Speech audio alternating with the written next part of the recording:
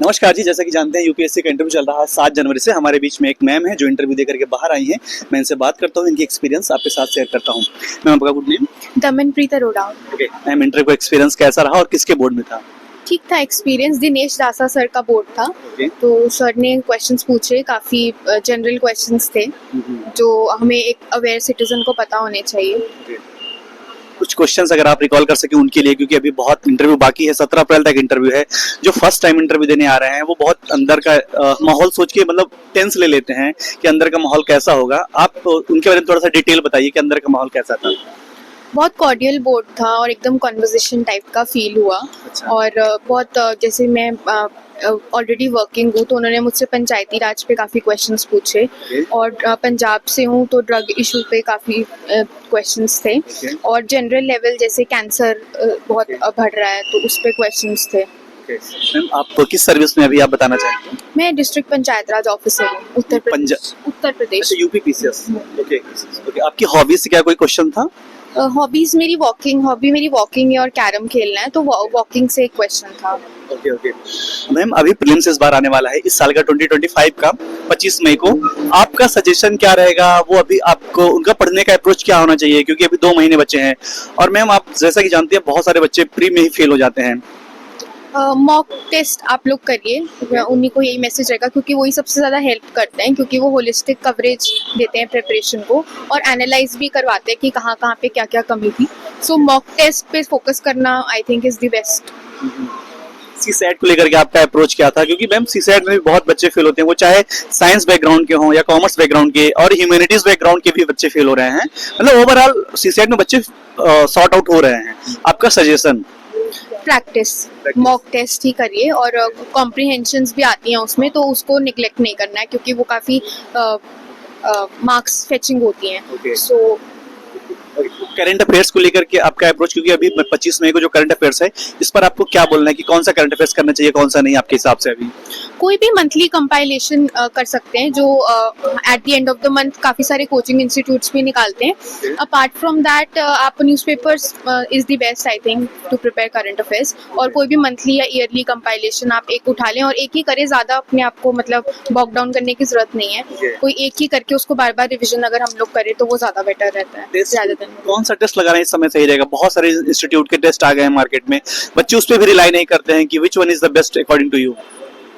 देखो, मैंने तो बहुत सारे मॉक टेस्ट दिए थे, तो मैंने तो ऐसा कुछ सोचा नहीं था कि मैं इस पर्टिकुलर इंस्टीट्यूट का ही मॉक दूंगी, बिकॉज मैंने कम से कम 7-8 कोचिंग इंस्टीट्यूट्स के मॉक टेस्ट मैंने मतलब लगाए थे। मेंस को लेकर के कुछ स्टडीज आपसे जानना चाहता हूँ। सबसे ज्यादा क्रूशियल फैक्टर आपकी एथिक्स और एसे का पेपर होता है, और आपका ऑप्शनल भी जो आपके मार्क्स गेन कराते हैं इंटरव्यू तक पहुंचने में। स्पेशली मैं आपका एथिक्स को लेकर के स्ट्रेटजी जानना चाहता हूँ, आपका क्या था अप्रोच और कैसे बच्चे पढ़ाई करें जो वीडियो के माध्यम से आपको? एथिक्स में क्या होता है कि मैंने सुना है कि कई लोग केस स्टडीज़ को इग्नोर कर देते हैं, या फिर ऐसा करते हैं कि सिर्फ पहले केस स्टडीज़ अटेम्प्ट करते हैं और सेक्शन ए को इग्नोर कर देते हैं। तो आई थिंक ऐसे नहीं करना चाहिए, दोनों सेक्शंस को अपना इंडिविजुअली टाइम और इम्पोर्टेंस देना चाहिए। क्योंकि eight the end of the day दोनों इंपॉर्टेंट हैं, और उसमें आप एग्जाम्पल्स पे ज़्यादा फोकस करिए एथिक्स में, क्योंकि एथिक्स में एक रियल आंसर लगना चाहिए कि we have written it from our heart. So examples के through we can better explain. इससे मैम 250 नंबर का आता है, वो भी बहुत क्रूशियल फैक्टर्स होते हैं। एससे को लेकर के आपका सजेशन, एससे को अगर वो लिखना चाहते हैं, बेस्ट आंसर क्या, बेस्ट एससे क्या होना चाहिए आपके हिसाब से?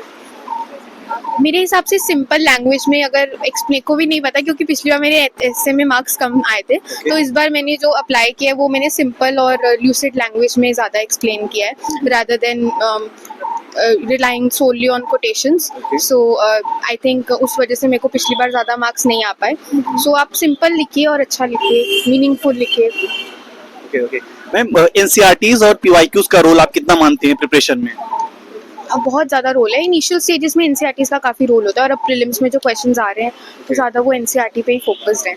तो वो है। बैकग्राउंड मायने रखता है यहाँ तक पहुँचने में? आपका एजुकेशनल बैकग्राउंड क्या है? कोई कहता है ह्यूमैनिटीज, साइंस, कॉमर्स, ये सब बैकग्राउंड मायने रखता है? अच्छा, स्पेशली कुछ और कमेंट्स आते हैं, भाई मैं तो 12th में मेरे कम परसेंटेज है, हाई स्कूल मेरे कम परसेंटेज, कैसा मायने रखता है?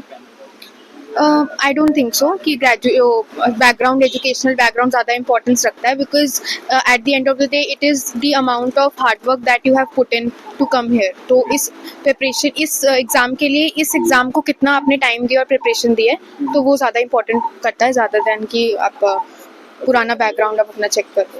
Okay okay. Second last question ma'am, distraction को कैसे अवॉइड करें, कंसिस्टेंसी कैसे मेंटेन करें? Without it is not possible कि आप यहाँ तक पहुंचे. डिस्ट्रैक्शन और कंसिस्टेंसी कैसे मेंटेन करें?